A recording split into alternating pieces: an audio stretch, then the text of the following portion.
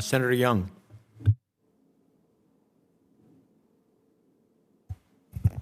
Thank you, Chairman.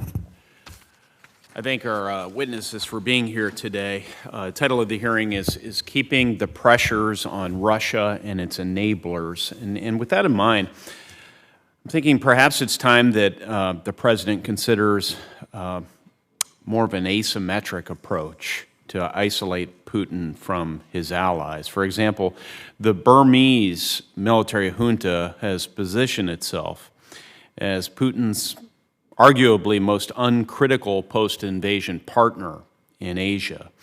I see Moscow has readily backed the junta in return, both diplomatically and by arms sales, totaling over $1.7 billion over the last 20 years. Has the administration, Mr. O'Brien, has the administration considered imposing targeted sanctions or reinforcement of arms embargoes against the Burmese military? Yes.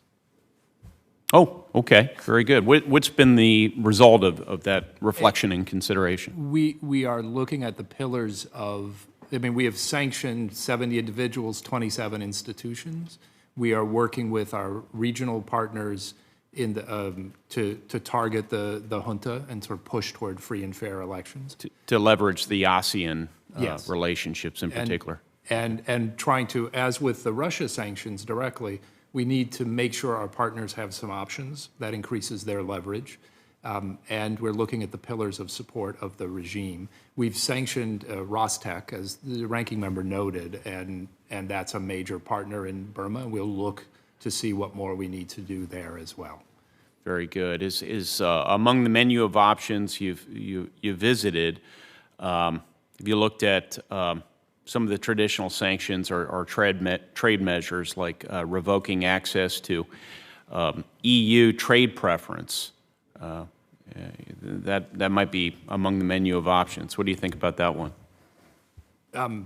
Well, that's not ours, but I think why don't you're no doubt developing these policies in concert with our allies, right? Yes. Yeah. And I think maybe it would make sense for us to have a conversation in another forum. I don't want to foreshadow particular actions we may take, but I think we're very focused on the continued threat the junta poses to its own citizens, yes, its relationship with Russia, and we're developing ways that our sanctions can be part of an effective policy.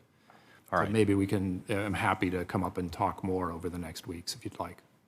That would be great, and I'll look forward to doing that. I represent a sizable Burmese American population, so that's in part my interest in this topic. So part of the engagement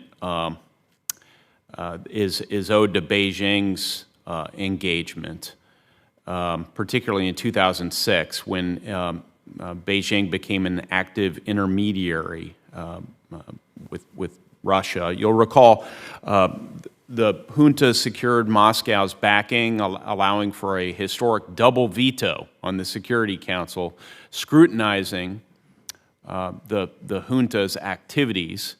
This all comes despite the regime's historic reluctance and suspicion in dealing with China.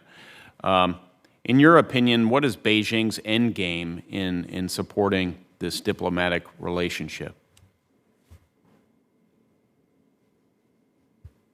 I think the economic relationships run deep. There's a long-time security relationship around the border, and so they've got a natural inclination to working together. We're looking at the ways in which our policies might be able to adjust that, but that may be a topic for a discussion. Yes, sir. And one of the other things I'll just get on record that I'll look forward to exploring with you or your team is how some other bigger regional players like China or India might respond to targeted sanctions against the Burmese. With that, I'll yield back, Mr. Chairman.